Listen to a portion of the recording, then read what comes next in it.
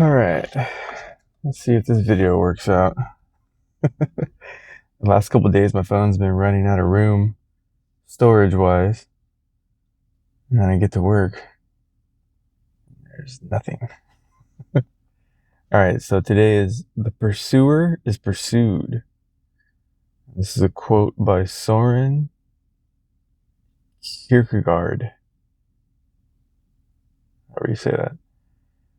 "I retreat and thereby teach her to be victorious as she pursues me.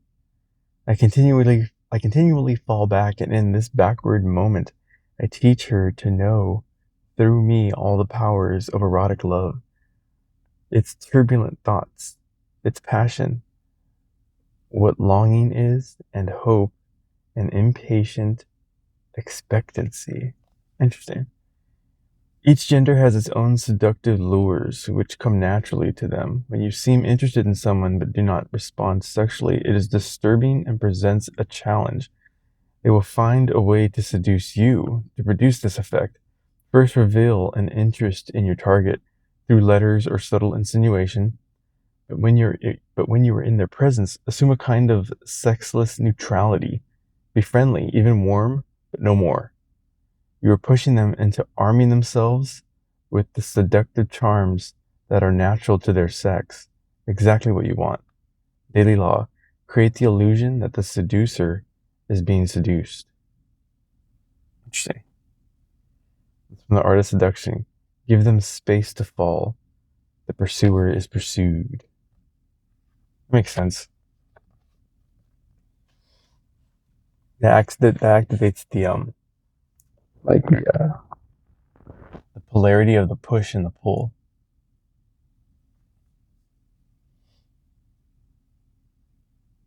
Yeah, that makes sense. It's kind of this thing where, like, normally since it's the guy that's pursuing the woman, that creates the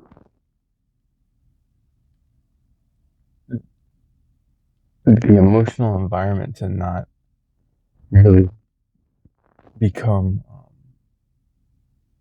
not overwhelming, that's not the word I'm looking for, but more you don't want them to get too used to you being like overly interested in them all the time. And this is like obviously in the courtship phase, like in the very beginning. But I guess maybe even if you wanted to shake up your relationship, which I'm not trying to do. I like where my relationship is, it's perfect. But like if you were like maybe thinking that your person's maybe losing interest, that's just straight coffee today. This will probably be a little better in terms of effect. But like say maybe you think like the person that you're with might be losing interest. I guess if you wanted to like reignite that, you could kind of pull away a bit, at least emotionally, and see what the effect is.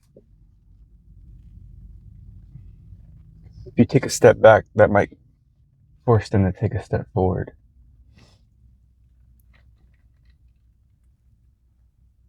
And if you take a step back and they take a step back, that's not good.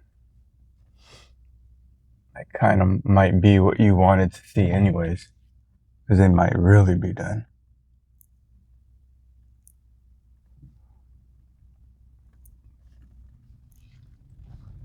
I had a lot of dreams last night. They're all good ones. I remember them being good, but I don't remember any of them except for the one that I woke up from, which was so interesting. So my first car was a convertible Volkswagen. And in this dream, I was driving with the top down. And I saw somebody do something. I forget what it was. I don't remember exactly what it was, but it caused me to give them like a thumbs up. And we just kind of smiled at each other as we drove past each other. And I just remember like just cruising, like my head back, like on the seat, and it felt so relaxing. It felt like just a perfect day in the dream. And then my alarm woke me up. I was like, oh, how funny. That was a very pleasant dream. And I don't remember most of mine very often. The fact that I remember that one is kind of nice. I'll adjust the phone here, make sure the camera is properly angled. So hopefully, that's foreshadowing onto a pleasant ride to work. I like that. Let's take it that way. Oh, see if I catch this light. If not, no big deal. All right, caught the light.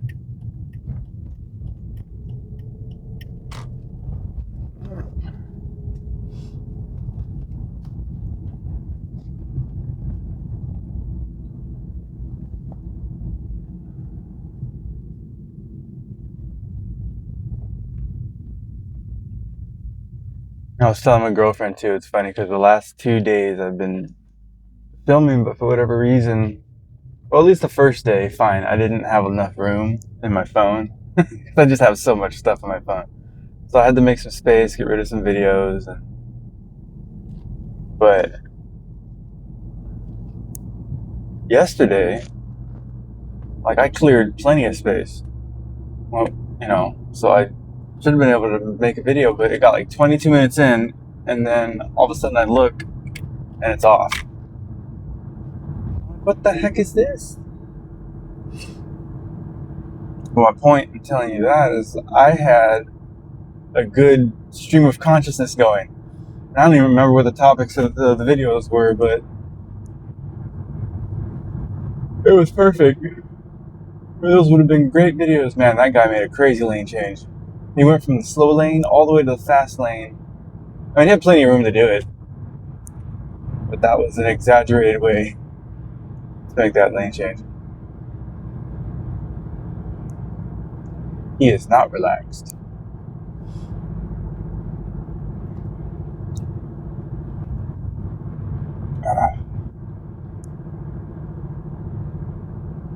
Let's see what else is going on. I don't know. Mine's kind of blank. That's too bad.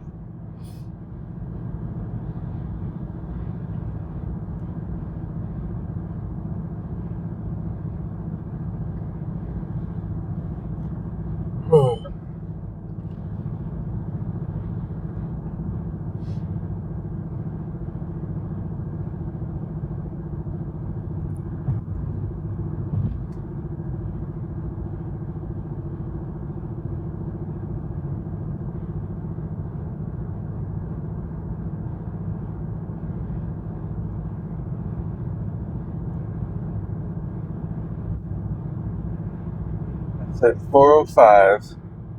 That's Sepulveda. 3 lanes closed.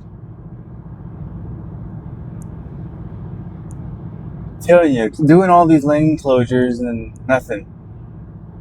What are you doing?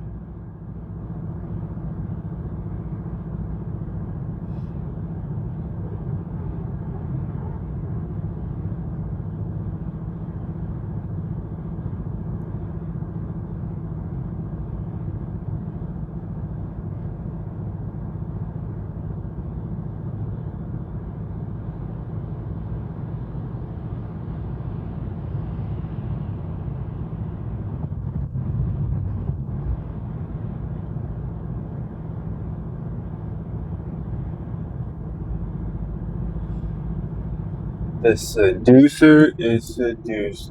There's always that. I think every relationship has that kind of like push and pull energy, that back and forth kind of situation. I mean, that energetic movement is in everything, anyways.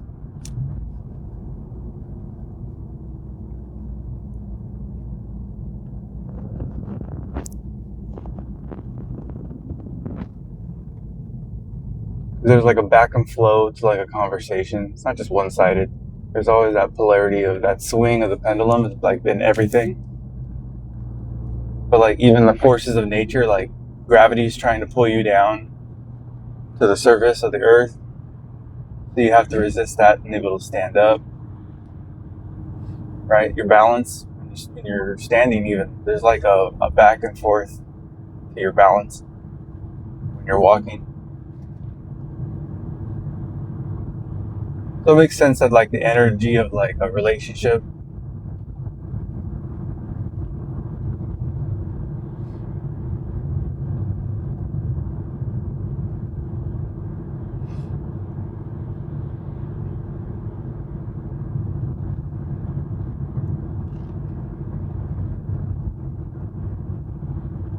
I've heard that too. It's funny.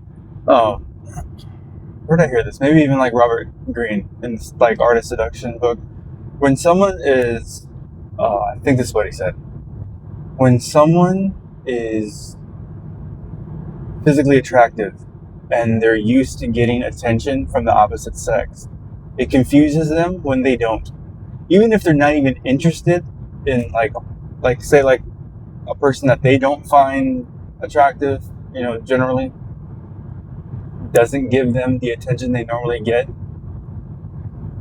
it throws them off.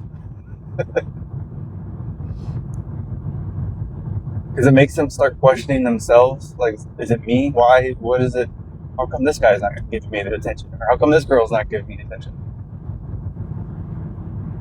And it makes them curious about you. That's where that like curiosity begins. And that's the initiation of that push and pull. I think he says that in that book. It's probably in that chapter. So if you do this on purpose, and I've even found myself like having that mindset, because there's been situations in the past where it's like maybe, I don't even know, like maybe in school or like at a job, like there'd be like this one girl that all the guys are interested in because she's maybe the prettiest, and it becomes instantly unattractive when you know that she knows that. That's always turned me off. Like, it's like, okay, everybody thinks you're hot, and you know that everybody thinks you're hot. Man, that's just like an unattractive trait to me, I guess.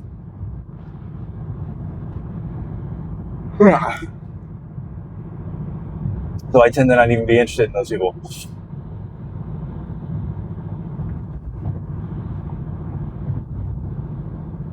And plus, I kind of, how do I say that? I don't want what everybody else wants. Like, everybody wants that? Nah.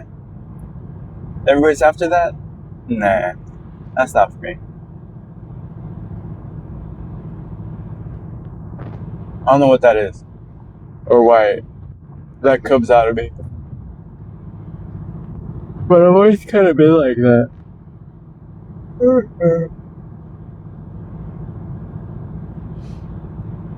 Then again, I was very shy. Not shy. Timid? I don't know what the word would be.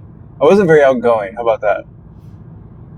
It's not that, like, I was intimidated by girls.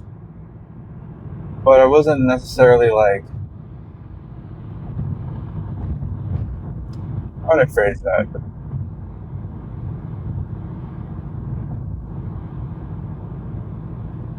I was used to being friends with girls, I guess. Like, my best friend when I was really little, like grammar school, was a girl. So I guess that kind of set the tone for, like, my relationship with women. Because I'm just used to being friends with women. And then I became, like, really good friends with, well... Alright, so we were friends, but, like, when we got older, I ended up having a crush on her, so... But, I mean, we just started out as friends. So I guess that set the tone, too. But then I ended up being, like, really good friends with her brother. And it was mostly me and him that used to hang out.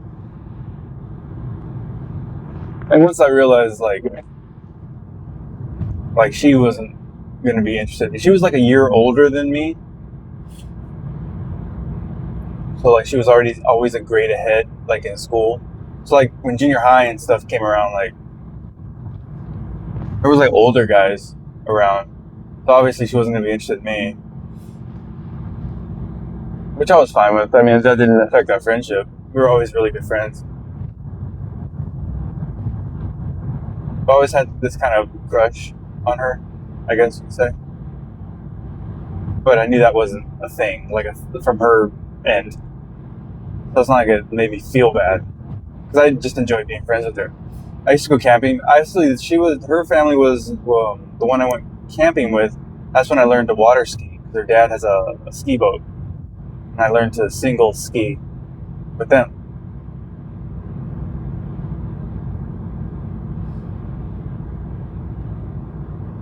And then I ended up dating one of her friends for a little bit.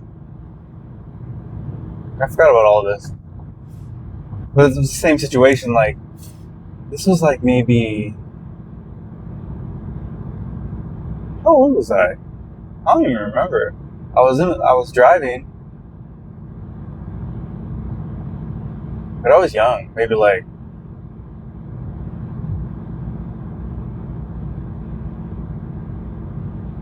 I don't even know. Was it like 17, 18 years old when all this happened? So I was dating her friend, but it's kind of the same situation. Like after like we graduated high school, there was like older guys around her, and she had a bunch of guy friends, and these guys were older. So I guess that was kind of intimidating, to be honest. Then I remember in my head I was like, okay, this will not last because these guys already seem like men, and I still felt just like younger, I guess. So I knew that wouldn't last, which didn't. Which is no big deal. I didn't even really feel bad about it because I just kind of saw it coming. So I just enjoyed whatever time I had with her.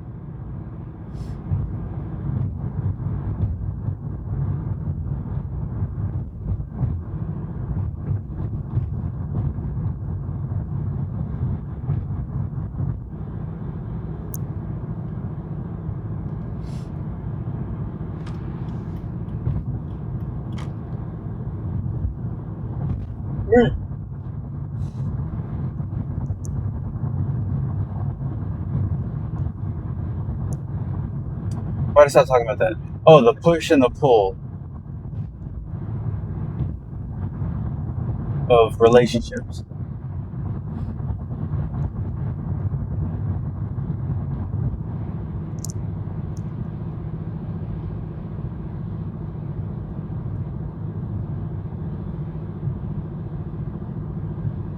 It's,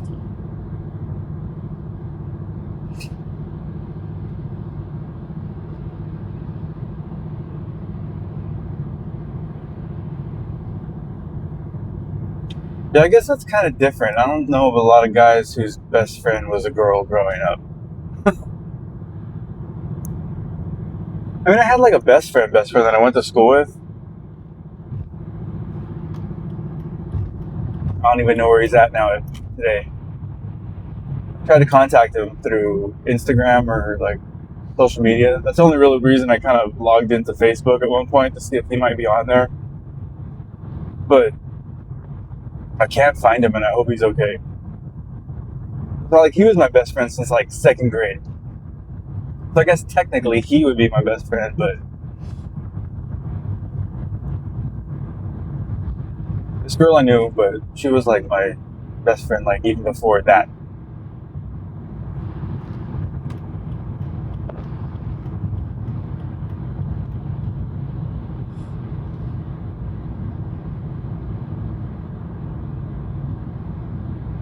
It's pretty crazy how you can lose touch with some people.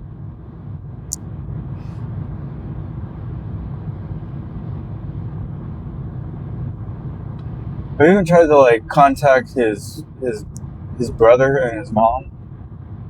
That's another reason I went on Facebook, because I think his mom was on Facebook, and I think my mom had mentioned that she saw her, or my mom found her profile on Facebook. I don't know if she reached out to her. I think I might have asked my mom to see if, because I didn't want to log into Facebook myself because I didn't want people finding me, specific people, anyways, finding me on Facebook.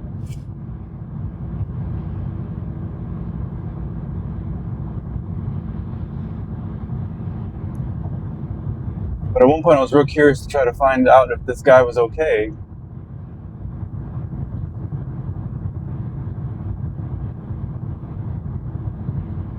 But nothing. He has a profile, and I've left him a message, but he must not go on there.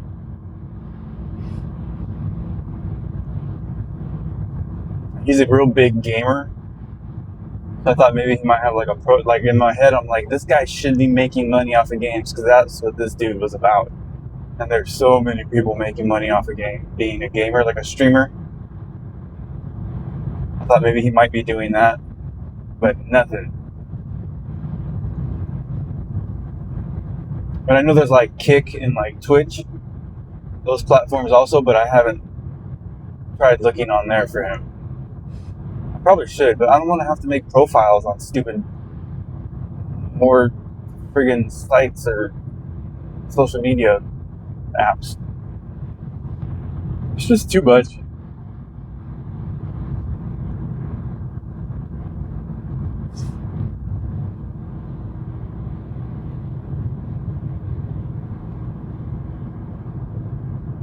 I hope he's alright.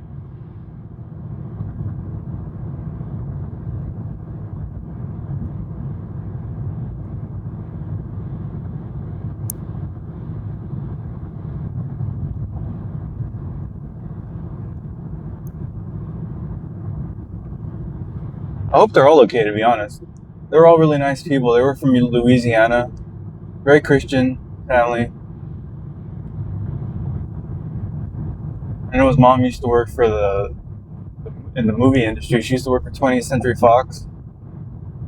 Or I guess it would just be called Fox. I don't even know what it would be called now. I don't even think 20th Century Fox is still around. I know Fox is around. It's probably just called that. But I don't know if they're even making movies anymore. Still out of the loop. But she worked for them forever. I don't know what happened with that. And they were all super smart. I remember like going over their house for like sleepovers, and me and my buddy would be playing video games, and his brother and his mom would just be reading books, like huge like history books. His brother used to like to love to read about like the Civil War and World War II, and this is way before I fell in love with reading. So I was like, that's kind of weird because nobody in my family read. Well, actually, it's not true. My mom used to read, but it was like kind of like romance novels kind of stuff.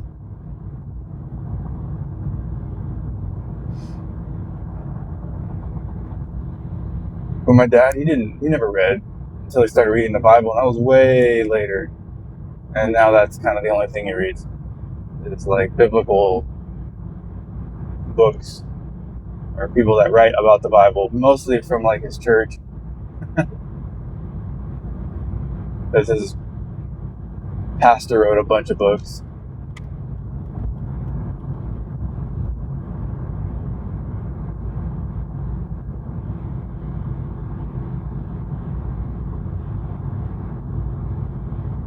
But I thought that was interesting to see, like, people who liked to read.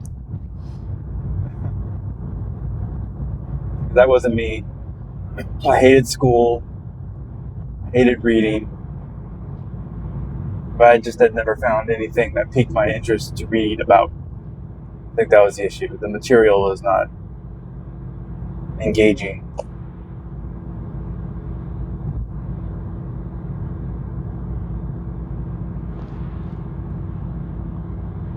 But they were the first people I ever knew that were like that.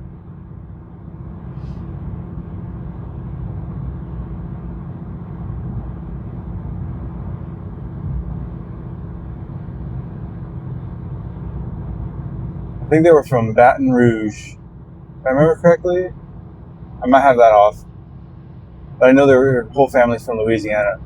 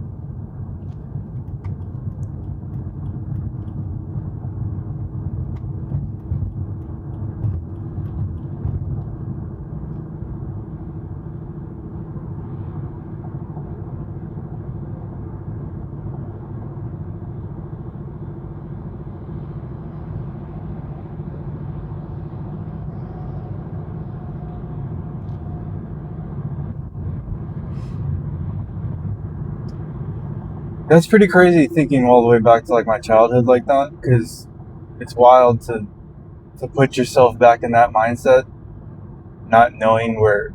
I mean, knowing now. I was thinking about that girl I was friends with. Her little brother, who I mostly became real good friends with, he ended up like just having like, I guess, I don't know, he got himself in trouble. He ended up in prison for a bit.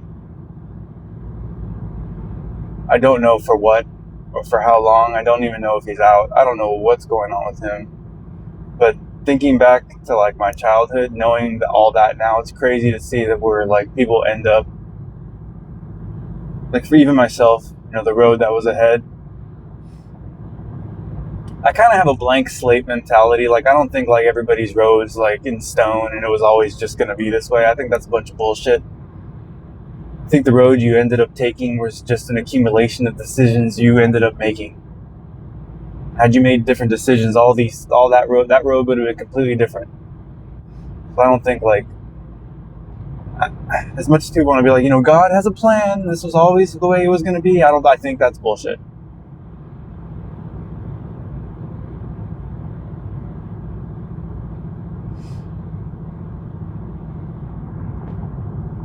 It only looks that way from where you are now, looking back.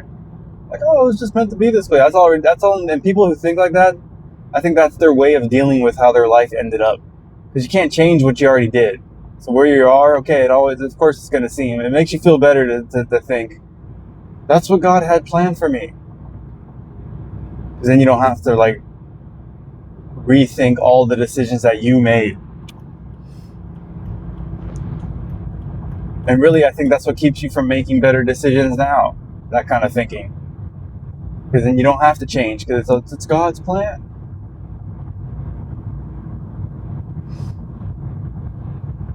So I don't like to think that way.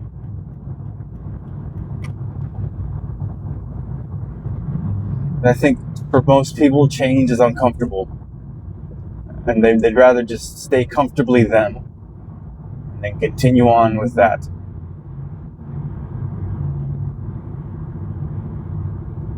And the discomfort of like making different decisions or experiencing something new, I think that's what people like to try to avoid. And that's why they settle into that mindset.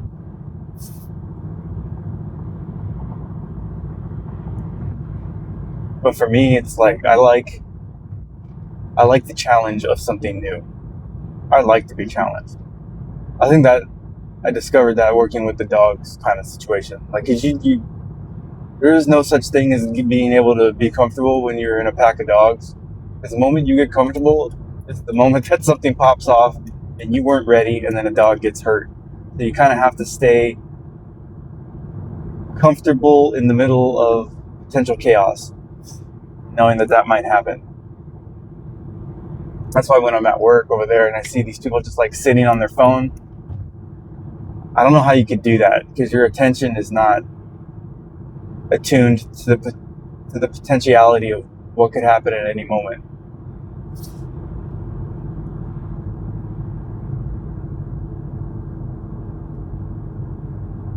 And that's what you need in order to make a quick decision.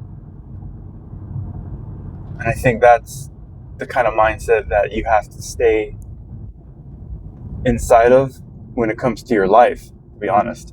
You don't want to get comfortable, just sit there. Like, comfortable. I don't even like the sound of that. It's not like I don't like comfort, but I kind of don't like comfort.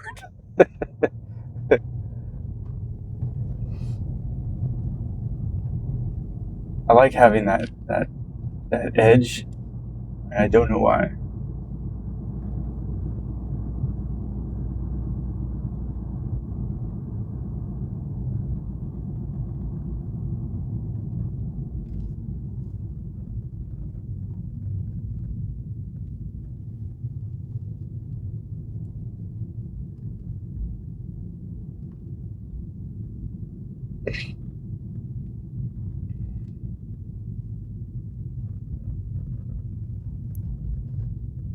Alrighty.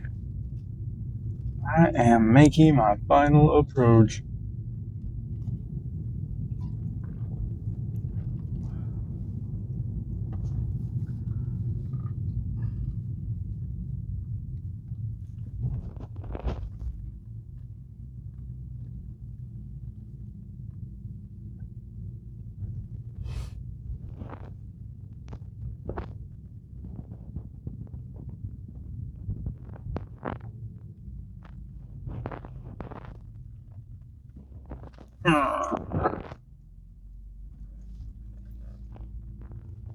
Well, that was a pleasant ride.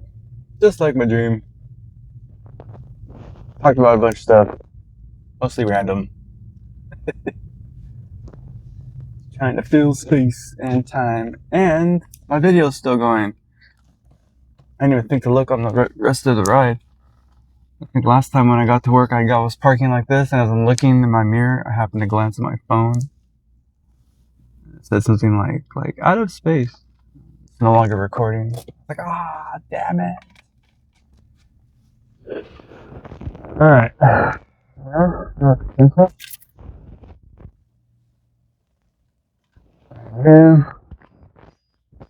Let's have a perfect